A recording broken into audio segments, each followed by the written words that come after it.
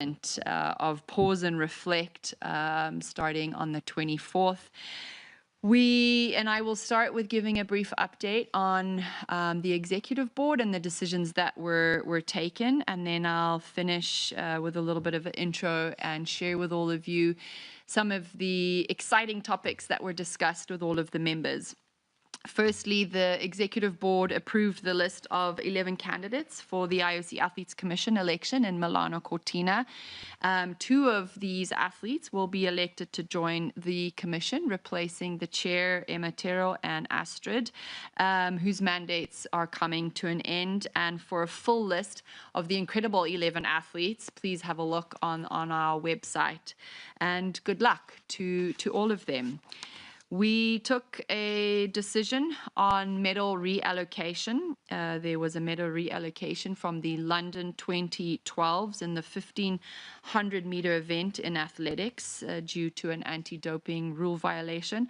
The new silver medalist is Abiba Arigawi from Ethiopia, and the new bronze medalist is Shannon Roberry from the United States of America. The following ranking was also fully amended.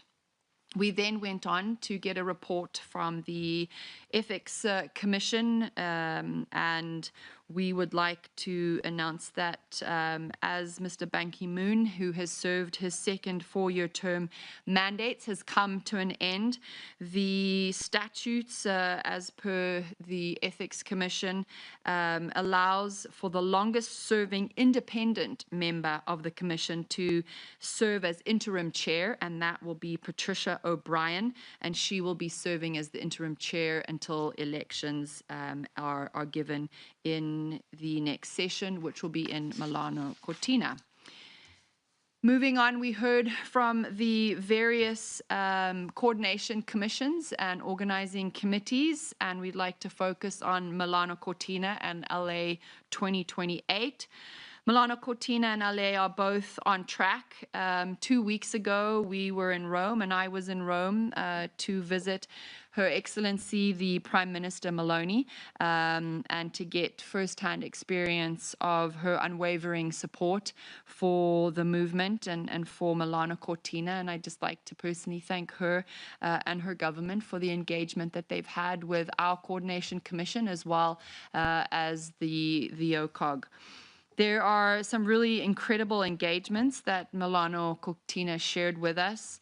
Almost 120,000 registrations for the 18,000 volunteer positions. And what was really nice to see is that under half of those registrations were from people under the age of 35 and representing 165 different countries. And also another really positive thing with Milano Cortina is almost half of the tickets, 1.5 million tickets have already been sold, which was, again, very exciting. And over 30% of the tickets were buyers under the age of 34, with an equal gender split of 54% male and 46% female. On LA, we had some really good feedback with the community engagement increasing with Play LA Now to surpassing 900,000 enrollments. The chairman, Casey Wasserman, recently addressed 1,400 member-strong U.S. conference of mayors to discuss the Olympic torch relay, which aims to unite the country by visiting all 50 states. And this was, again, a really great forum, and Casey shared with us yesterday that there is a lot of goodwill and excitement. They also gave us an update on government engagement, wrapping up, and other topics, including transport, country access and security and coordination that was ongoing across local, state, and federal government. I would now like to jump in and share with all of you over the last few days. We also took the opportunity of having IOC members here in Lausanne with us, and we jumped into a pause and reflect workshop. I want to first thank the members for their time. It's been an incredible day and a half with all of them. We got to discuss many topics across our movement. I wanted it to be very important for me as well as for the movement to kickstart the review process, this pause and reflect process, to look at as a movement where we are, where we see the opportunities, where we see the challenges, and how we're going to address that moving forward. We had an overwhelmingly discussions in many different topics. We focused on 5 main topics: the athletes, the Olympic Games, the Olympic movement, a better world through sport, and then all things revenue generation, reach, engagement. Again, very wide scopes, but the engagement from the members was really incredible. I cannot emphasize enough just the engagement that we had, or the in-depth conversations that will continue to be had. What I want to share with you is that there were two things that we would like to share with you that have come out of a first result of this workshop. First, there was an overwhelmingly support from the IOC members for a pause to be done and a review of the future host election process, and we will be setting up a working group to look into this for 2 main reasons. Members want to be engaged more in the process. And secondly, there was a very big discussion in and around when should the next host be awarded. We want to use the learnings from LA and from Brisbane, as well as the French Alps, who have had a much shorter lead time, but in the case of LA and in Brisbane, a much longer lead time. So there was a lot of discussion from all of the members on when is the appropriate time to select a future host. So for these 2 reasons, that working group is going to be set up in the next week or so to start looking into when we should be selecting the future host and how we should be selecting the future host. Secondly, there was an overwhelmingly support, I think, not just the majority, but all of the members that were here present, and those that were able to share with us before they left, that we should protect the female category. And with that, we are going to revisit the eligibility category, not revisit, that we're going to actually set up a working group made up of experts and international federations. It was agreed by the members that the IOC should take a leading role in this, and that we should be the ones to bring together the expert, bring together the international federations, and ensure that we find consensus.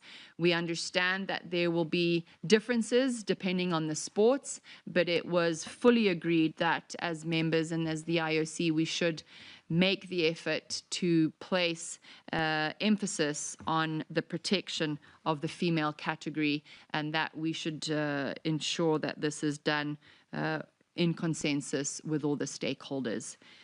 So with that, that was really a very quick update, because there were so many things mentioned and so many, I believe, exciting discussions that were had that will lead to many more things in the coming weeks. But that's a good starting point for now.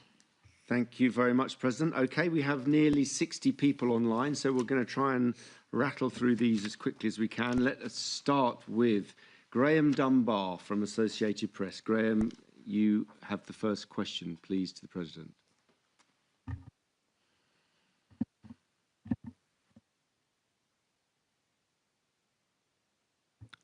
Oh, that's a that's a good start. Still, Graham. There we are. We can see you, Graham. Yeah, and hear you. Off you. Thank you very much. We got there. Took a minute to get through there. Thank you very much. Okay. Congratulations again to the new president. I hope we'll be seeing lots of you over the next 8 years, and good luck. On a quick one. You've been very clear from the start. You're not going to compromise on Olympic values. You will stand up for that. These obviously include things like gender parity and inclusion, which are under attack more broadly in the US, and where the president has said Los Angeles is a trash heap. What is your current thinking about how you would like to protect the Los Angeles Games and the values surrounding it, underpinning it? Thanks, Graham. Thank you firstly for the first nice few comments there, and definitely we'll be seeing more of each other. When it comes to LA 28, again, as I said before, we had a report from the organizing committee, and there is so much goodwill from all levels of government, from the state to the federal. There is an incredible willingness to see that the Olympic Games are a huge success.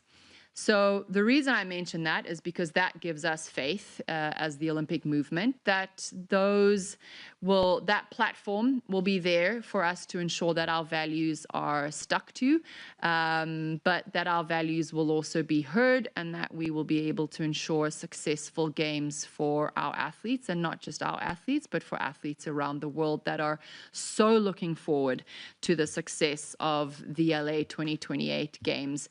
We have all heard how LA 84 Games was a huge pinnacle in our Olympic history, and so many athletes are looking forward to it. So again, it's our duty to ensure that we work towards that, and as of right now, we see that full commitment coming across the board. And as the COO, Reinhold, shared with us yesterday, there is unity of effort, as he put it. I'm looking in my notes, and that again was very reassuring for us, and we will continue to work towards that as a unified model in our different stakeholder roles.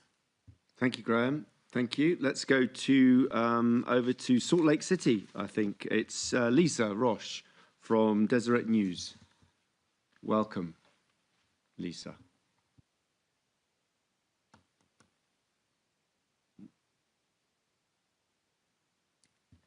I think there's maybe a bit delay of a time. There we go. Yeah, we see you. Off you go. Yes, a little slow, right? First of all, congratulations, Kirsty. And I know that in Utah, we're very much looking forward to you making your first visit here. I'm wondering if you have any sense of when that might be, and also what message you have for Utah as a second-time host. But it's a little far off in the future, right? Yeah. The focus of your meetings were on the two upcoming games, obviously. What would you tell Utahns about being a host, given that they have a ways to go before that happens? Thank you so much. Thank you, Lisa. We're looking at all the next few months leading into next year, trying to ensure that we visit all of our main stakeholders, including those of upcoming Olympic City hosts. For Utah, as you said, it'll be the second time hosting, and there's a lot of excitement. Again, this comes back to the discussion that we as members had the last few days of how long a lead-up time should there be in delivery, and what does that look like? And when there is a long lead-up time, what is our role, and how can we support those cities to keep the engagement? As chair or former chair of the Brisbane 2032 Games, this was something that we consistently asked ourselves, and the chairman of Brisbane 2032 and I, Andrew, had a lot of conversations about how to keep the engagement, how to keep the excitement, what does it look like? And I think really my best advice to Utahrians is just that the games are coming, and really, I think it's really more about just creating that local community engagement. Because at the end of the day, if the communities can strengthen, the local clubs can work towards that and having local athletes getting excited, then there's really not too much more that we can do in these next few years, but just create the momentum that can be leveraged from the local communities and the engagement that you can see from the local clubs. Thank you. Thank you, You're Lisa. Okay, we're going to go to Xinhua now, Chinese news agency. Yeah, Yeti. I think you might be in Geneva, but question away, please. Yeti from Xinhua News. Yeah. Seem to be taking a little bit of time. We're connecting shortly with you. Bear with us. We're still on Lisa at the moment. Bear with us, President. Sorry. Normally quicker than this. There we go. Hello. Yeah, you're in Geneva, I think. Please fire away. No, I'm in Beijing now. Go ahead. Yes. Thank you very much. Hi, Mr. President. This is Xie from China Xinhua News Agency. First, congratulations on becoming the 10th president of the IOC. I'm very much looking forward to interview you in China. And I have two questions, small question. One, do you want to plan to visit China, and what do you want to say to your Chinese Olympic fans? And my second question is, can you please share with us some specific inspiring ideas from the members during the discussions of Pause and Reflect? Thank you very much. Thank you very much, and thank you for the questions. And we will be visiting in November. We'll be visiting China in November. The dates are still being finalized, but will be around the national games. So we're very excited about that. And to all the Chinese fans, thank you very much for tuning in live on the 23rd on the official handover. We really appreciate that. We heard that there were a number of people watching, and so the excitement and appetite for the games in China is always strong, and we thank you for that commitment. In terms of the members' engagement, there were so many incredible ideas that will now take all of those good ideas and really have deeper conversations with the members, with the stakeholders, and expand all of those conversations to ensure that we are being collaborative across the entire Olympic family. I think it would be too premature for me to share some of the outcomes, because there needs to be more in-depth conversations. We really just touched the surface. I think the members felt that we could have probably spent a week together to really come out with stronger recommendations. And really the priority was recognizing and giving acknowledgement to what the opportunities were and what the potential challenges were. And those were all very high level. So now we need to take it a step further and dive a little bit deeper, which is a process that we will be doing over the next few months. Thank you. Thank you very much. Okay, we're going to go to the Indian Express next, to Mihir Vasavda. Mihir, your question next, please, to the IOC president. Hi. Please go ahead. Great. Congratulations, Mr. President. You mentioned the pause on the future host selections. Can you please explain what happens next? Will the ongoing conversations be halted altogether? I believe there is an Indian delegation planning to visit next week. So will the meeting be there, or they'll just be there and come back? Hi, nice to see you again. No, we want all interested parties to be a part of this pause and reflect and of this review. I'm aware of the delegation coming next week, so that will continue. And actually, they might be our first interested party for us to ask a couple questions and to better understand from them. As I mentioned, from the membership, it was very much of the opinion that we need to ensure we, one, have more membership engagement, and two, secondly, look at the timing. When is the most appropriate time? When is the best time? When is the most effective time, I think is the correct way of saying it. What is the most effective way where we're not going to overburden any of the stakeholders or the OCOGs, and what does that look like? And we want all interested parties, all organizing committees that we have in the lead up, so that's inclusive of LA. We need to see Milano Cortina. We need to have more dialogue with the French Alps, who have a much shorter lead time. So what are the learnings that we can take from them right now? What are the learnings we can take from LA and from Brisbane, who were much longer lead time? But the future host interested parties will all be a part of this engagement. So there is not going to be a specific pause on that, but just on the entire process, and everyone will be engaged to still be able to give their input on what it should be leading forward. Thank you, Mihir. Okay, welcome. We're going to go to Joe Donahue now from Bird's Nest Media, and I think it seems to be quite a pause on this system, talking of pauses, so I'm sorry about that, but we will get to you, Joe, as quickly as we can. Not quite sure why we're so slow today.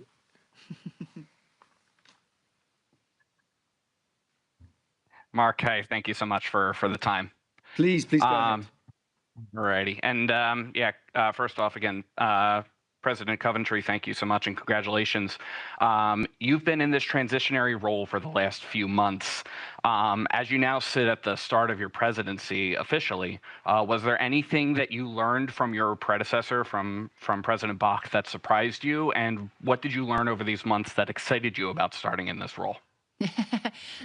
Thank you, Joe. I thought you were going to ask me what I learned, and I was about to ask you, how much time do you have? I think in terms of the first question, anything that surprised me, I really honestly couldn't say that there was one thing that really stuck out. I think it was really more the time that we took. I appreciated the time that President Bach and I spent over the last 3 months, just deep diving into all the various discussion points, and the level in which there was all the background information. That really was very interesting, and I am very much appreciative of that.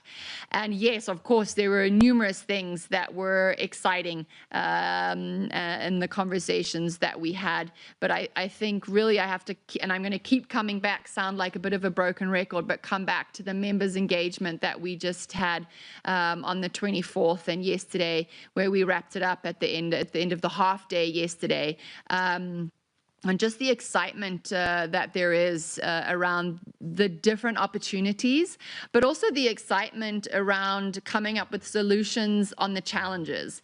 That for me really showed the level of expertise that I have in the membership, and I'm extremely excited about that, being able to pull those expertise from the members and make our movement stronger. So that is really what I'm looking forward to in these next few months as we set off on this journey. Wonderful. Thank you. Thank you. Thank you, Joe.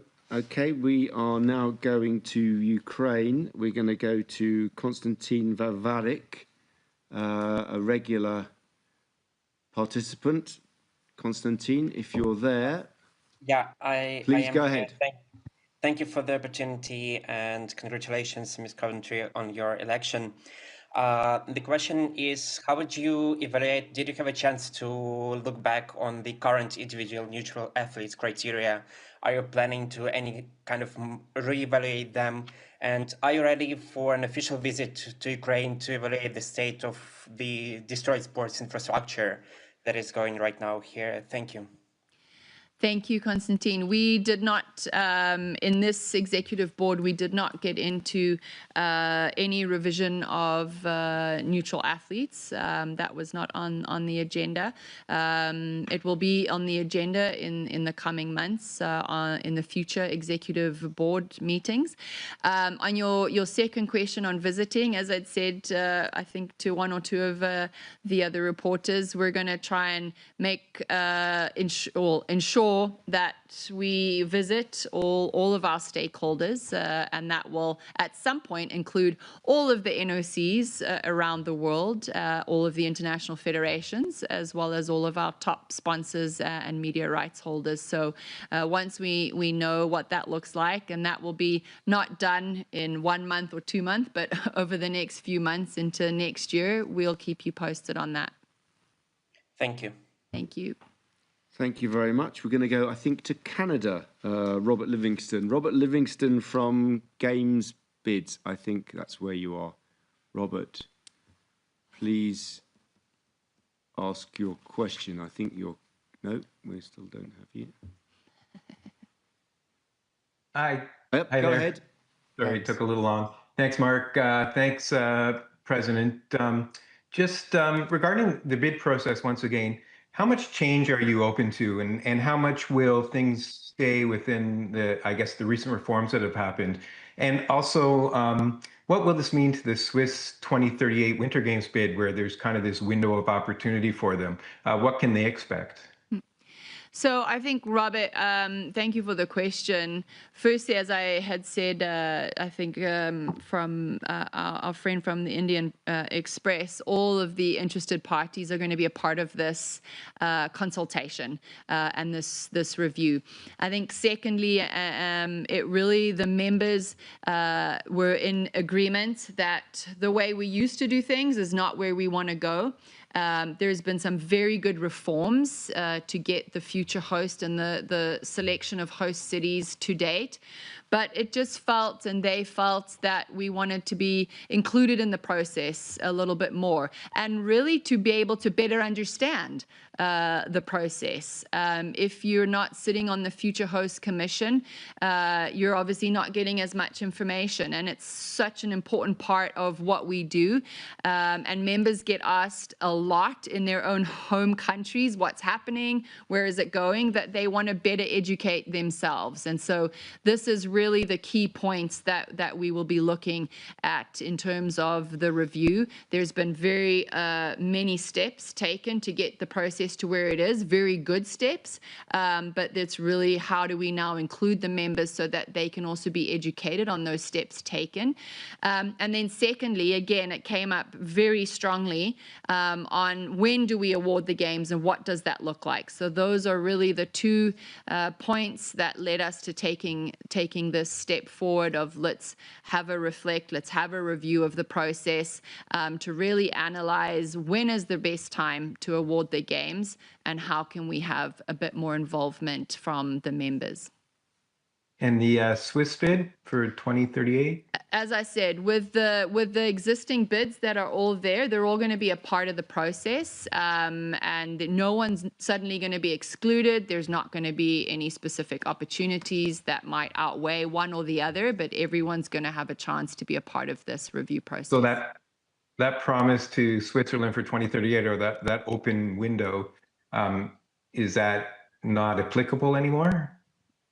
I can pass on to Christoph, but I believe that will remains the same, is my understanding. Yeah, right, Christoph? President, I think that that it's fair to say that although there is a general reflection, the pledge that was made to the Swiss and the Swiss authorities in particular was to be part of this privileged dialogue during which they should come up with all the relevant information, including the detailed guarantees, which, as you know, in a country like Switzerland, is fairly complicated because of the various levels of governments and the sort of developments that are needed here. So I think that although they will be part of the reflection, as far as it stands, that is the privileged dialogue, that will continue until the window of opportunity we gave them, which is towards the end of 27.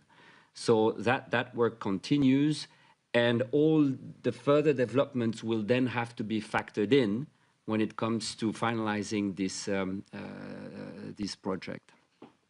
Thank you. Thanks. Thanks, Robert. Thank you very much. Okay, we're going to go to Reuters now. Carlos Groman. Carlos, your question, please, to our president. I hope you can see me and hear me. Yes, we can. Please go ahead. Hi, Carlos. Thank you very much. Thank you very much, Kirsty. Congratulations again for taking over. A question, if I may, on the Russian, on the neutral athletes. Is there a date by which time you would like to have a decision? I mean, we're now, what, 8 months before the Olympics. Is there a deadline you would like to see set on that matter? Thank you. Thanks, Carlos. To be very honest with you, we did not speak about it in this executive board. It was not on the timeline, but it will be, and we will be discussing it in the future. So we have an executive board in September and one a little bit further later on in the year in December. So I think in the future it would definitely be coming in the next few months to have it on the agenda. Thank you. Yeah. Thank you very much. We're going to go to Florida to Ed Hula. Hopefully, Ed Hula, made your way back safely from the Olympic Day celebrations. That's good to see. Please go ahead with your question when we finally see you. We still haven't seen you yet. Here we go. Here we go. Off you go. Good afternoon, everybody. Hi, Ed. Hello. A number of members and the other candidates for IOC president continually pointed out that the members feel that they're not fully involved in all the decision making. What can you say about how to increase the involvement of members in decision making without bogging down an IOC session in a lot of debate and discussion? At the same time, the members say they'd like to be more involved and to debate and discuss issues before the IOC. Is there a happy medium? Yep. Thanks, Ed. Well, I'm hoping if what they were telling me after the successful forum over the last 2 days was indeed correct, when you go and talk to them now, they should say, this was great, and we had the opportunity to talk and have dialect, and they want more of it. So I think what we have all agreed is that forums where the members spend a day, 2 days just together, talking, going through things, deep diving into specific topics is something that we will definitely continue doing in the future, and take the opportunities when we're all together, whether it's maybe at a session, before the session for half a day, or at an Olympic Games for half a day. There was real importance of members' engagement, and I believe that the kickoff to the presidency was done, I'm hoping, very successfully, because the feedback that I've received, and hopefully you will receive as a journalist and an independent person, is that members are very excited about the engagement that we just had. And my promise to them is that we will continue doing that, because it's very needed, as you said, not to bog down a session, but to really have the opportunity to discuss with each other, because we also learn from each other. We've got IF representatives, big NOCs, small NOCs, individual members, athletes, all the stakeholders are represented in the IOC membership. And so we need to take advantage of all that knowledge and have those discussions. How many of the IOC members were taking part in the meeting this week, the Pause and Reflect meeting? Just over 70. I believe, if my numbers are correct. All right. Thank you. And good luck. Good luck ahead. Thank you. Thank you, Ed. Good to see you safely home. Let's go to Japan, to Wakako Yuki Wakako from Yomiuri Shimbun. Your question, please, to the IOC President. Or questions, yes, thank you very much. I've been reminded by my colleague, probably 2 questions or even 3. So please, Wakako, please go ahead. It is taking forever, I'm sorry. There we go, yes it is. There you go. Indeed. But I'm sure your questions won't, so go ahead. Yeah, thank you. Hi, Kirsty again. And Hi. it was a nice handover ceremony. Now, allow me. President Bach, throughout his term, tried to reform the Olympic movement, tried to increase the relevance of the movement to the society. How do you envisage your own term, current term, to succeed his term? What is the characteristics that you would like to see your term's role or after President Bach's reform term? And also, if I may, Japanese Olympic Committee just 3 hours ago elected first female president in history, Yes. 3 days after yours. And what is your thoughts for Hashimoto Seiko's election? She being the leader of course, Oshi Tokyo. And what is your advice to her? Thank you. Thank you. Thank you very much for the questions. And firstly, let me congratulate Hashimoto-san for her victory and for taking the leadership role of the National Olympic Committee. She did an incredible job when she joined the OCOG, and I'm really looking forward to working with her. So congratulations to her. And then on your first question, for me it is really the success, which I feel is a little premature to talk about, but I really want there to be a lot of collaboration. It was, as I had said a little bit earlier, there were so many opportunities that the members have just spoken about. And as I'd said, we also represent all of the stakeholders. So there are opportunities, there are also challenges that we're going to need to face. But the exciting part that was when we were discussing the challenges, we were already coming up with ideas and solutions. And for me, that is the strength of collaboration. The strength of being able as a team to work together to ensure that each of our strengths works against any of the weaknesses that we may have to ensure that the movement is stronger and stronger.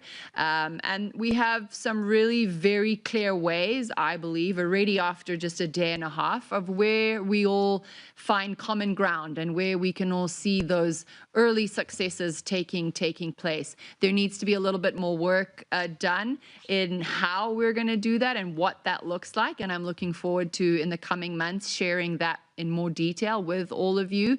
But really at the core of it, it is all around the spirit of collaboration and ensuring that we keep the Olympic Games relevant, we keep our values at the heart of every decision we make, and looking forward to doing that with all of my colleagues and the Olympic family. Thank you so much. Thank you very much indeed. Let's go to Sports Business Journal, Rachel Axon, back in the States, I think. Rachel, your question, please, to the President. Yes, hi. Congratulations on getting started, Kirsty. Two questions in 2 areas. One, to your point on the working groups around bidding and the female category, do you have any parameters for that in terms of timeline in which they expect to make recommendations that they will be making? Who might be involved in those working groups? Just what are the details on that? And then in one of the 5 areas you said was discussion on revenue. What was that discussion centering around, and what were maybe some of the ideas that you'll be considering as you think about any changes you would make there? Thanks, Rachel. Firstly, on the timelines and the recommendations, We only just came out of the workshop. Wasn't too sure exactly with the broad scope of the discussions. I didn't want to preempt anything, so I didn't go into the workshop with any preconceived outcomes. So you need to give us a little bit of time. But with both of the working groups, we will set them up relatively quickly. I'm hoping within the next few weeks, where we will obviously in the meantime, and as we're setting those groups up, put in place what we would, the recommendations or the guidelines that each of the working groups should be working towards. Again, I think the parameters for the future host, it was really being the two main points of how do we include the membership to help better educate and get the experience from the membership, and the second one being timelines and what does that look like. On the protection of the female category, it was very clear from the members that we have to protect the female category first and foremost. We have to do that to ensure fairness, but we need to do that with a scientific approach and with the inclusion of working with the international federations, whom have already done a lot of work in this area. So we need to bring in the experts. That will take a little bit of time. We need to bring in the international federations so that we have full buy-in to trying to come up with cohesion on this specific topic. On your second question in and around revenue, I think it was really the sentiments that are probably spoken about for so many organizations, especially in today's world. How are we going to increase revenue? What does that look like? It wasn't just about revenue generation, but it was also about reduction of costs, because by reducing certain costs across the organization or across the Olympic family, we can also increase the money that we distribute. So those, I think, will be the two key themes as we look forward. Again, there'll be smaller work groups that'll be set up in the coming months to have more in-depth conversations and using technical expertise to help guide the conversations and look at what the possibilities could be. But again, there's a lot of really good positiveness in and around what the possibilities could be, and again, having the stakeholders engaged. So I'm looking forward to also meeting in person all of our top partners as well as our media rights holders to have more in-depth conversation with them to also better understand not just their needs and their expectations, but their brand, and how does their brand and our brand come together, and how can we strengthen both brands moving forward. Thank you very much indeed, Rachel. Okay, let's go to Australia. Tracy Holmes, whom I think you might know, President. Tracy, your question when we... Yep, I'm here. Yep, thanks very much, Mark. Yep. President Coventry, thank you, and good work on getting through your first executive board. That's very good. With regard to the two working groups, is there a sense that, for instance, the awarding of Brisbane 2032 11 years out was too long? Is that already some kind of a sense that people are feeling? With regard to protecting the women's category and the working group there, is it going to be retrospective?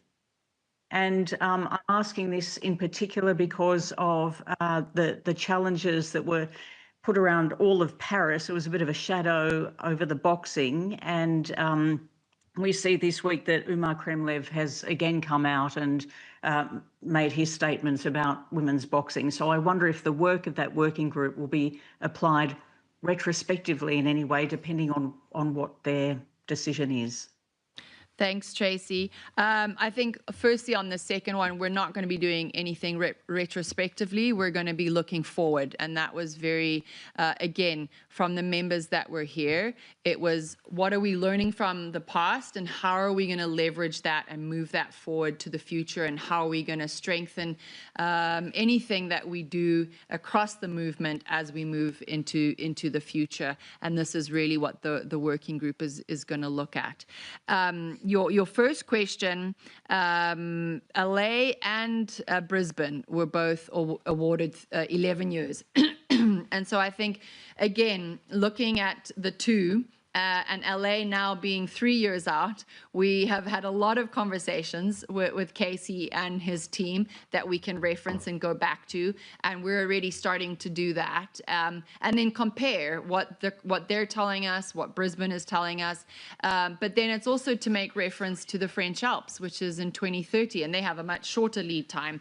So again, the feeling from the membership was really we need to really analyze this and look at it and ensure that we're not overburdening any of the Olympic movement in any way, shape, or form, but rather to find efficiencies and when is the best time to award. And we have right now with LA, with Brisbane, and with the French Alps, the ability to have those conversations with actual data and facts. And that's really going to be important for this review. Thank you. Thanks. Thank you very much. We're going to go to China now. CGTN, Mandan Zhu. Your question, please, when we get to you. Hi, can you hear me now? We can. Please go ahead. Sorry, my video is not open. Just a sec. Sorry. Okay, thank you very much for the opportunity, Ms. Carpentry. It's good to see you again. Zhu Mandan with China Global Television Network. And my first question is, what is your top priority to keep the Olympics relevant in this new era as we're living in a fastly changing world with climate change and shifting youth interests? And my second question is further on the youth interest. With the coming Olympics and the esports Olympics coming up, how will you further engage the young generation with the Olympic movement as esports and TikTok now dominate the youth culture? Thank you very much. Thank you for both of those questions. I think actually your second question even helped answer the first question. When you're looking at esports and TikTok, it's a very young, youthful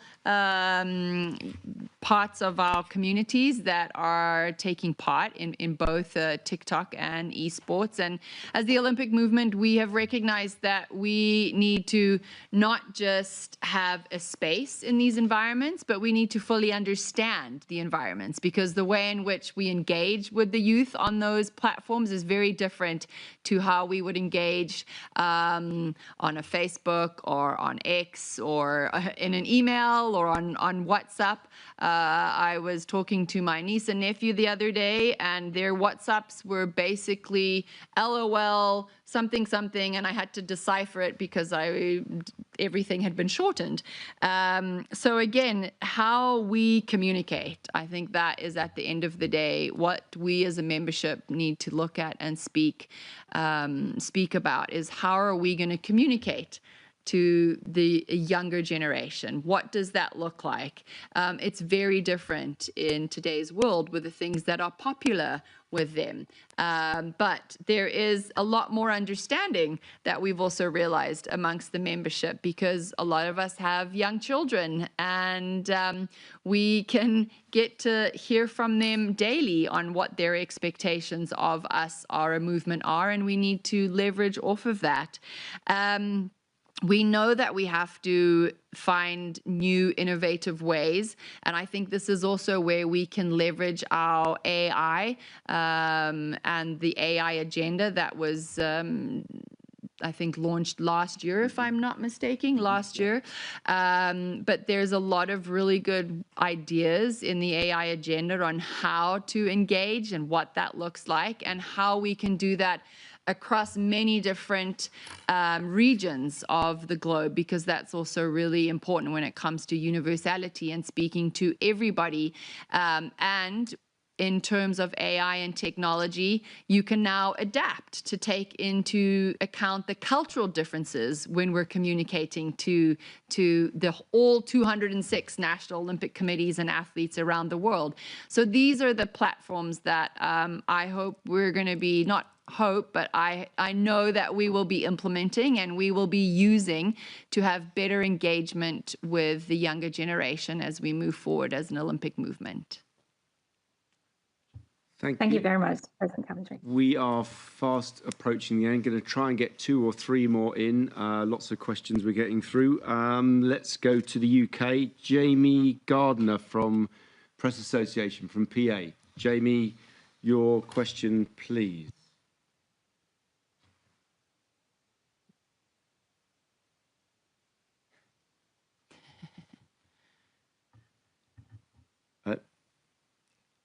Hi. Yeah, we can see. Yeah, off you go. Sorry, I couldn't hear the bit in the middle. Hi there. Thank you for the opportunity to ask a question, and hope you're getting settled into Lausanne well, Kirsty. Thanks, Jamie. I'll put the video on. I'm sure there'll be many who will welcome so quickly the move to take action in the protection of the female category.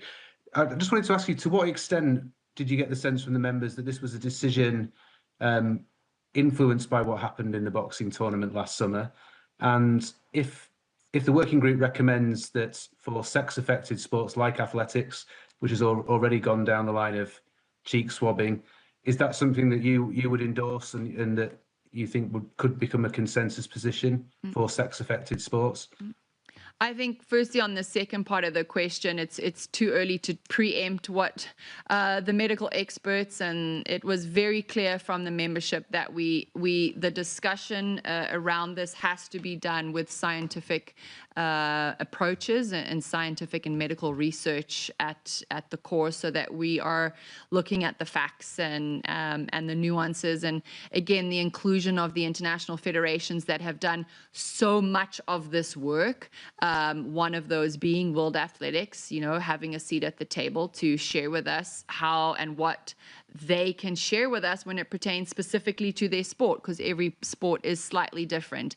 But it was pretty much unanimously felt that the IOC should take a leading role in bringing everyone together to try and find a broad consensus. So that really is what will be guiding the working group. Your first question, what was the first part of the question? Was about how big an influence the boxing tournament was last summer. Listen, I think there's always, when you're looking back in hindsight, there's so many different factors that have and play an influence. But also a lot of members shared with us their own experiences from their own countries that had nothing to do with Paris or any other specific sporting events, but just their cultural experiences that they were sharing with us, and culturally what was expected from us as an Olympic movement. And so that made it very clear that we had to do something, and this is what everyone agreed was the way forward. Okay, thank you. Thank you, Jamie. Okay, we have unfortunately come to our last question. I think we've got through nearly 20 of the 60 of you, so that's pretty good going. Pretty good answering, President. So we're going to go to Boria Majumdar from Rev Sports India. If you could please ask your question. Thank you. If you can hear me? Yeah, we can hear you. Okay. Thank you very much for the opportunity. And Madam President, like everyone before, congratulations on taking over and wish you the very best. 2 parts. One, you've already alluded a lot about the pause and reflect and future host countries.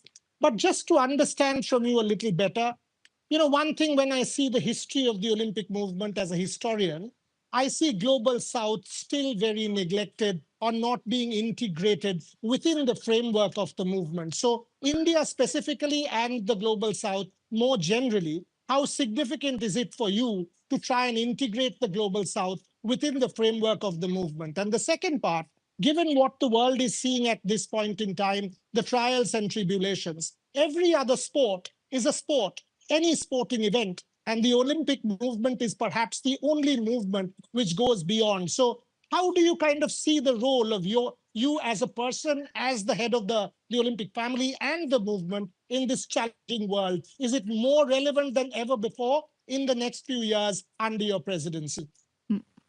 Thank you for both of the questions.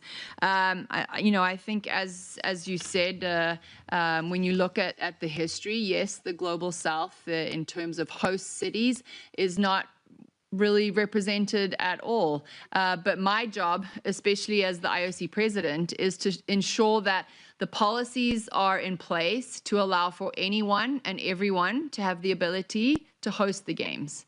And this is what this process is about.